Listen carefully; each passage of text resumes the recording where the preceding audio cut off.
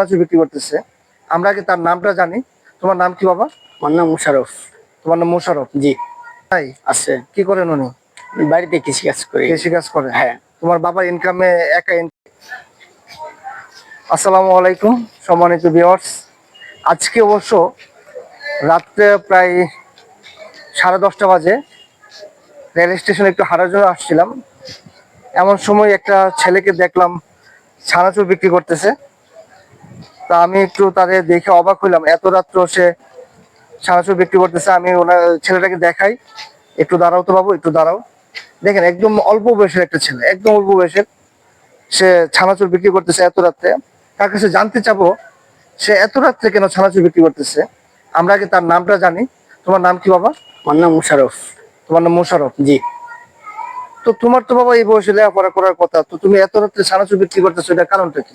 ছানাচুর বিক্রি করতেছে, আমার তো লেখাপড়া করার মতন সমর্থন নাই। লেখাপড়া করার সামর্থ্য নাই, না, এই জন্য তুমি ছানাচুর বিক্রি করতেছো। তো তুমি তো দিনের বেলা বিক্রি করতে পারো, তো এত রাত্রে কেন?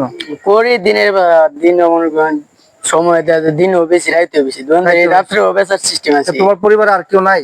আছে, পরিবারের সবাই আছে। তোমার বাবা নাই? আছে। কি করেন উনি? বাড়িতে কৃষিকাজ করি। কৃষিকাজ করে? হ্যাঁ। তোমার বাবার একা ইনকামে সংসার চলে না, তাই বুঝি তুমি একটু সহযোগিতা করতেছো নাকি?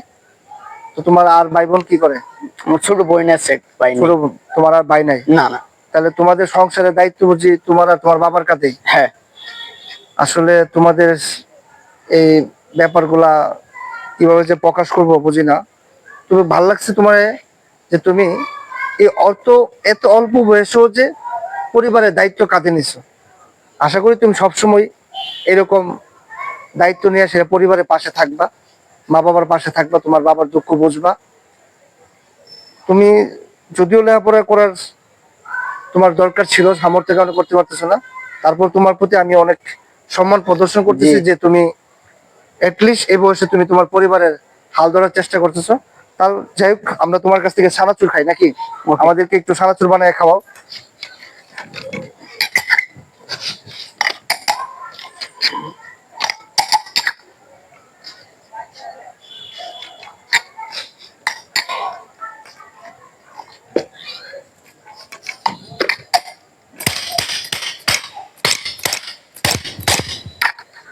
দর্শক বন্ধুরা, আমাদের আশেপাশে এরকম অনেক মানুষ আছে যারা কিনা লেখাপড়া করতে খুব ইচ্ছুক, লেখাপড়া করতে চায়, হয়তো সামর্থ্যের কারণে পারে না, পরিবারের হাল ধরতে গিয়ে পারে না। এই যে শ্রমজীবী মানুষগুলো আছে, আমি প্রত্যেকের কাছে একদম হাত জোড় অনুরোধ করব, এইসব মানুষদের সাথে সবসময় সুন্দর ব্যবহার করবেন। কারণ দেখেন অনেকে আছে যারা চুরি করে, ছিনতাই করে, আবার এদের মধ্যে অনেক দরিদ্র মাঝে অনেক ভালো মানুষ আছে যারা পরিশ্রম করে হালাল ইনকাম করে। তারই মধ্যে একটা ছেলে এরকম এই অল্প বয়সে পরিবারে হাল ধরছে, হালাল ইনকাম করতেছে, শর্ট টাকা উপার্জন করে হালাল খাবার খাইতেছে। এরকম আমাদের পাশে অনেক আছে। আমরা আমাদের প্রত্যেকের জায়গা থেকে তাদের পাশে একটু দাঁড়ানোর চেষ্টা করব, তাদেরকে একটু সমর্থন দেওয়ার চেষ্টা করব। আমরা হয়তো তাদেরকে আর্থিকভাবে খুব বেশি সহযোগিতা করতে পারবো না, বাট আমরা যদি তাদের সাথে সৎ আচরণ করি, ভালো ব্যবহার করি এবং ইন্সপায়ার করি যে তুমি হালালভাবে ইনকাম করো, তাহলে দেখবেন যে আমাদের সমাজটা একদম পরিবর্তন হয়ে গেছে, আমাদের সমাজটা আরো উন্নত হয়ে যাবে। সবার কাছে আমি এটাই বিনীত অনুরোধ করব, আমাদের পাশে এরকম যারা আছে আমরা যেন সবাই তাদের পাশে সৎ এবং সুন্দর মানসিকতা নিয়ে দাঁড়াই। ধন্যবাদ।